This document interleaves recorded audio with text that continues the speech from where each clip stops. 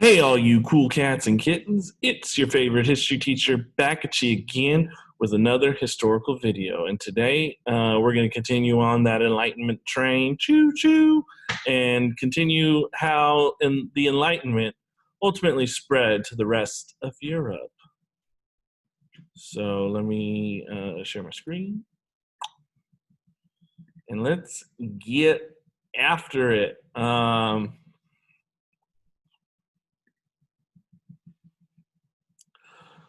Chapter 2, Section 2 talks about Enlightenment ideas spread. Chapter 2, Section 2. So that was your warm-up. Objective. So you'll be able to, at the end of this, describe how Enlightenment ideas spread across Europe, learn how the arts evolved society, especially in France. And we're going to associate the new Enlightened despot rulers and their implementations of the Enlightenment in their countries, respectively speaking. And some of those leaders, Enlightened despots who think they're enlightened, King George III, Empress Catherine the Great, and King Louis the 16th. So ideas challenged society. As we've learned, hopefully you've picked up on it, the center of the Enlightenment was obviously in France. And Enlightenment ideas there are going to spread very quickly. People read the Encyclopedia by Diderot, as well as many other pamphlets on broad issues that needed reform in their world. During the Middle Ages, people did not question the idea of the divine right rule, the strict class system, or the belief of a heavenly reward for earthly suffering.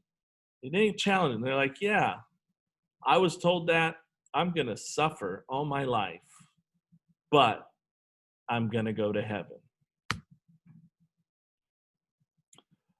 Dem Philosophes do. However, during the Age of Reason, otherwise known as the Enlightenment, and kind of during the Scientific Revolution briefly, those unchallenged ideas seemed unscientific and irrational.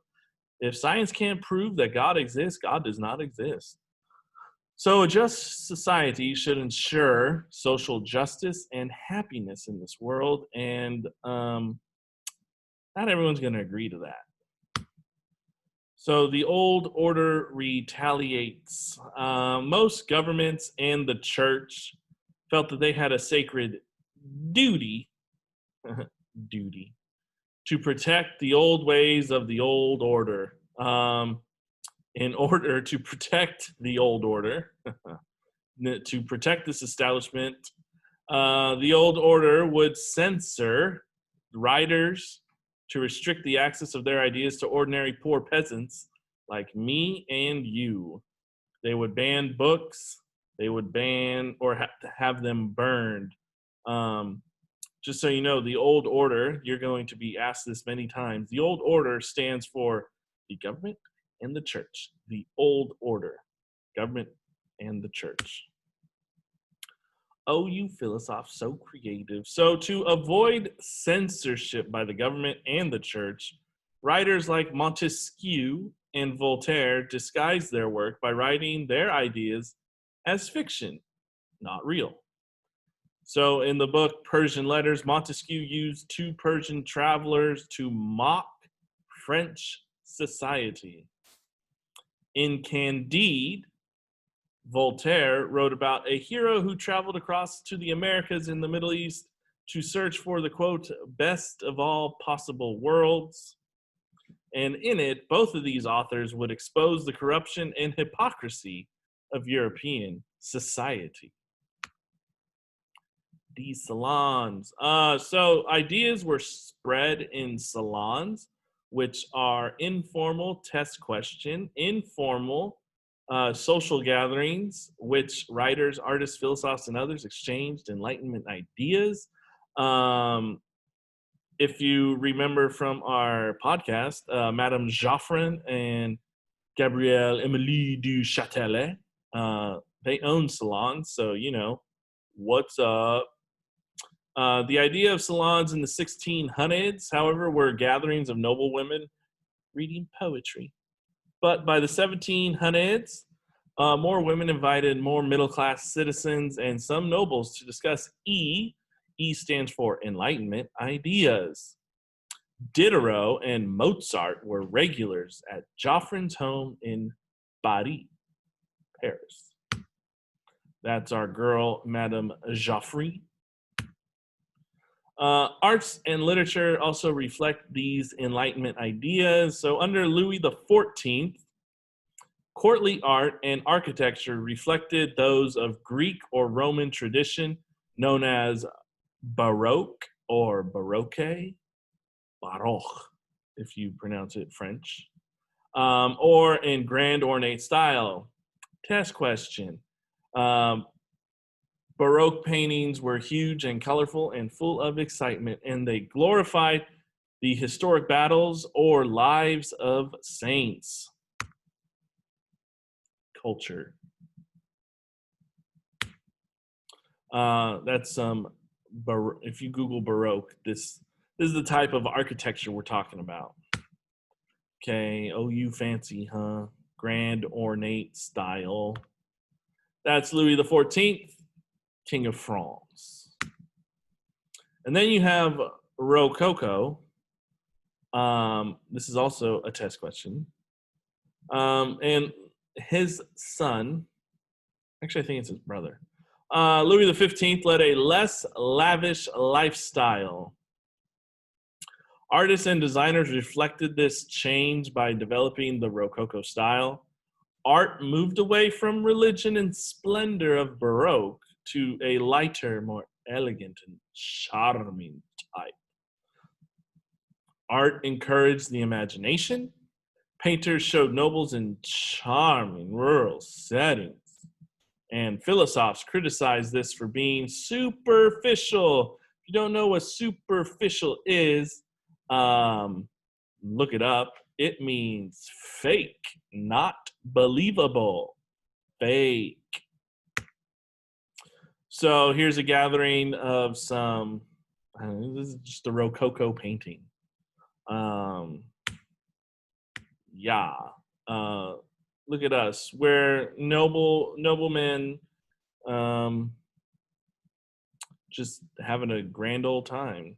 Looks fake. That's Louis XV. More doesn't look like looks like he's dressed for battle, unlike the other guy. The Enlightenment inspires the music. So during the Enlightenment, there are new forms of music being developed, and those are that's what we refer to as classical music nowadays.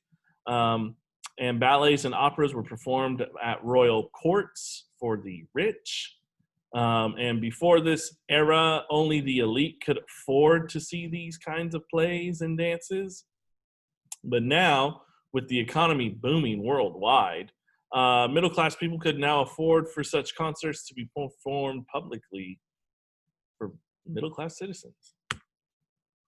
So you have composers of the like Johann Sebastian Bach, George Friedrich Handel, Franz Joseph Haydn, and of course, the most famous of them all, Wolfgang Amadeus Mozart, were pretty important figures. Haydn developed forms of the new string quartet and symphony, but we're going to talk about Mozart because he was a prodigy.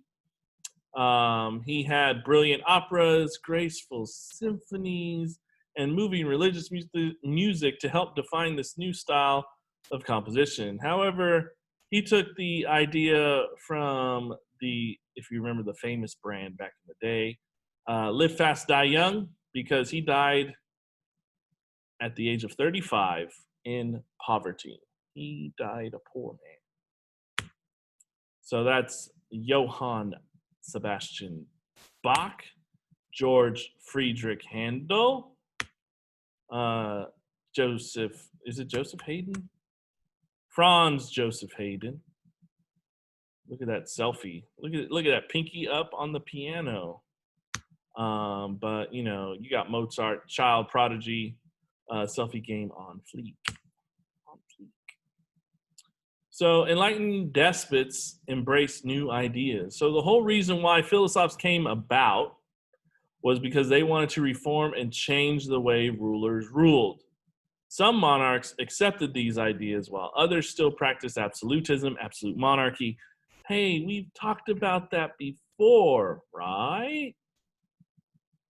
Those rulers that did apply the Enlightenment ideas were known as enlightened despots, or rulers who used their power to bring about political and social reform. So these are all, the next couple of slides are all test questions. So Frederick II attempts reform. So he's also known as Frederick the Great, King of Prussia, 1740 to 1786. He exerted extremely tight control over his people, but saw himself as the first servant of the state with a duty to work for the common good. He praised Voltaire, he reduced the use of torture, and he allowed freedom of the press. He reformed the Prussian government to reorganized civil service, and he simplified laws. Prussia practiced religious tolerance. And this is Frederick the Great with a pretty BA photo, if you don't mind me saying. All right, so Catherine II studies the philosophes. So she's also known as Catherine the Great, Empress of Russia. So she read Voltaire, she read Diderot, and she exchanged letters with both of them. She praised Voltaire for someone who had fought, quote, fought the united enemies of humankind, superstition, fanaticism, ignorance, and trickery. And she believed in the ideas of equality and liberty as well. So she will abolish torture and establish religious tolerance across the Russian Empire. She granted nobles charter of rights and criticized serfdom. And she will expand the Russian Empire. Notice criticize serfdom. Serfdom is probably a word you've never seen until right now. And if you don't remember from 7th grade, serfdom is like a kind of slavery. They just don't call it slavery. It's think about, if you think about indentured servitude, serfdom, they kind of have the same word in it, same beginning. And so, yeah, you would be, serfs are people who live on a plot of land that someone owns, and it's like they're paying rent to work that area of land. And sometimes they get to keep the crops they grow. Otherwise, they just grow for the person who owns it, blah, blah, blah. You know, they get paid very little, hard work. Not fun. That's Catherine the Great. Okay, test question. I believe this is also an extra credit question. Joseph II. So in Austria, the Habsburg Empress Maria Theresa ruled as an absolute monarch. She didn't push for reform, but she still tried to improve the peasants' lives. However, her son, Joseph II, was the most radical of the EDs, enlightened despots. He kind of went undercover boss and went undercover emperor and disguised himself to learn the problems among the people. He will find that he will support religious equality for Protestants and Jews in his Catholic empire. And he ended censorship, he allowed freedom of the press, and he actually abolished serfdom from being practiced here. And that's Emperor Joe. Nice picture. And that concludes today's lecture. I believe your homework is page 65. I think it's 3 through 5, 3 through 6. So hopefully you guys enjoyed learning more about the Enlightenment. And yeah, as always, stay safe, wash your hands. Peace.